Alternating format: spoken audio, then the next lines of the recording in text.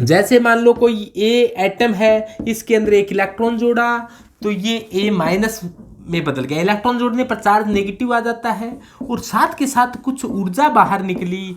ऊर्जा को ही क्या कहा जाता है? Electron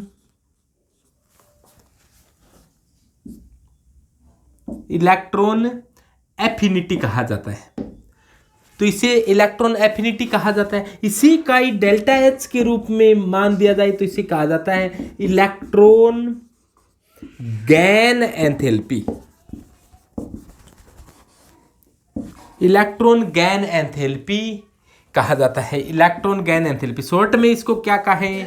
electron gain enthalpy, EGE कहा जाता है। पहला इलेक्ट्रॉन जोड़ते हैं तो ऊर्जा बाहर निकलती है। इसके पश्चात यदि इलेक्ट्रॉन जोड़ा जाए, यानी कि एक इलेक्ट्रॉन जोड़ने के बाद में और इलेक्ट्रॉन जोड़ा जाए, जैसे मान लो एक बार खाना खिलाने के बाद में कहीं और खाना खाओ, एक इलेक्ट्रॉन जोड़ दिया तो ऊर्जा बाहर निकल गई। अब एक इलेक्ट्रॉन और लो, अब इलेक्ट्रॉन ज़्यादा जोड़ेंगे तो ऊर्जा बाहर नहीं निकलेगी बल्कि ऊर्जा देनी पड़ेगी। यानी कि एक इलेक्ट्रॉन जोड़ने के बाद में और भी जोड़ना चाह रही हैं तो आपको ऊर्जा देनी पड़ेगी। इससे क्या कहेंगे? इससे तो इलेक्ट्रॉन बंद होता है। इलेक्ट्रॉन एफिशिएंसी फर्स्ट थी ये, तो इलेक्ट्रॉन एफिशिएंसी फर्स्ट में तो क्या होती है? ऊर्जा बाहर निकलती है। और इलेक्ट्रॉन एफिशिएंसी सेकंड है, इसमें अब की बार क्या होगा? यदि एक इलेक्ट्रॉन जोड़ने के बाद में भी और इलेक्ट्रॉन जोड़ेंगे तो ऊर्जा अपने को देनी पड़ेगी। अब अपने बात करें आवर्त सारणी, जो पीरियोडिक टेबल है उसके बाएं से दाएं जाएं तो क्या होगा? यानी कि एक आवर्त में लेफ्ट टू राइट जाने पर इलेक्ट्रॉन एफिशिएंसी के मान किस प्रकार से बदलते हैं? तो लेफ्ट टू राइट जाने पर आप सभी जानते हैं कि परमाणु का आकार लगातार छोटा होता जाता है।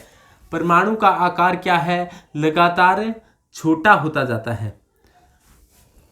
परमाणु का आकार लगातार छोटा होता जाने का कारण क्या है? निरंतर लेफ्ट टू राइट जाने पर जेड इफेक्टिव बढ़ता है। जेड इफेक्टिव बढ़ता है तो साइज क्या हो गया है? छोटा हो गया है। छोटे साइज में यदि इलेक्ट्रॉन जोड़ेंगे तो ज़्यादा ऊर्जा बाहर निकलेगी, यानी कि इलेक्ट्रॉन एफिनिटी का मान क्या हो जाता है? बढ़ जाता है। यानी कि एक पीरियोडिक टेबल में लेफ्ट टू राइट जाने पर इलेक्ट्रॉन एफिनिटी यानी कि इलेक्ट्रॉन गैन एंथैल्पी के मान में क्या होती है?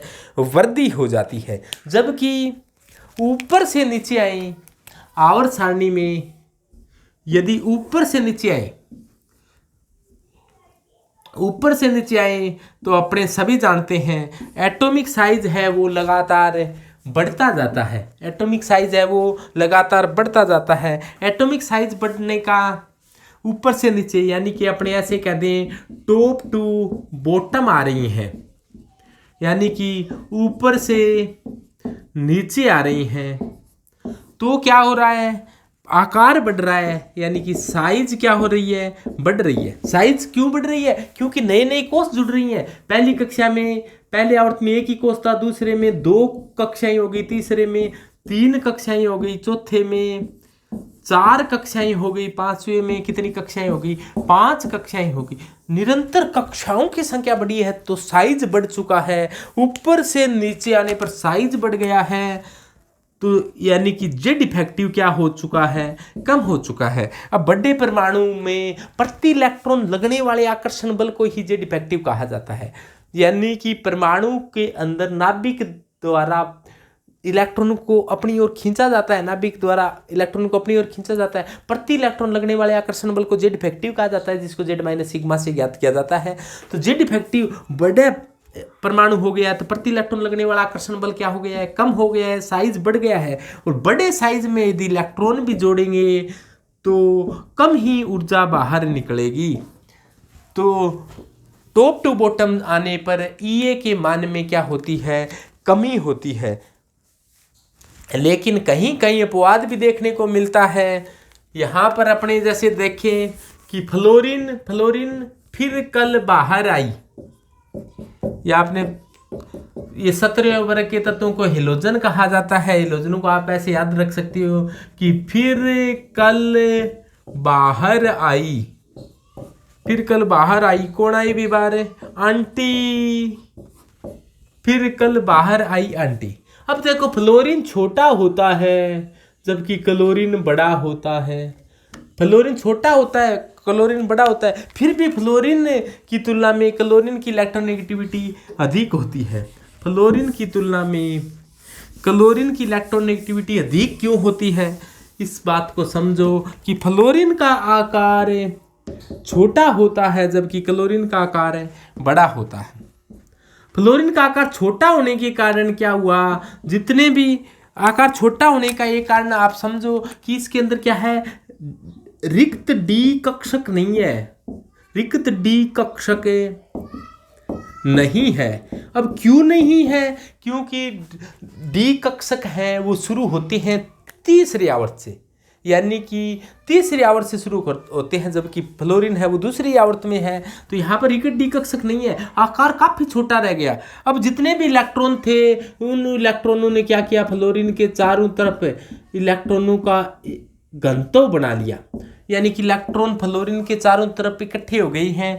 जबकि तो कोई भी इलेक्ट्रॉन, नया इलेक्ट्रॉन आया जुड़ने के लिए, तो जैसे ही आया तो पहले उपस्थित इलेक्ट्रॉन इसको जुड़ने के लिए कोई जगह नहीं दे रहा है, पहले उपस्थित इलेक्ट्रॉन है इसको प्रतिकर्षित कर रही हैं, ऐसे प्रतिकर्षित कर रही हैं कि भाग जा, वापस भाग जा।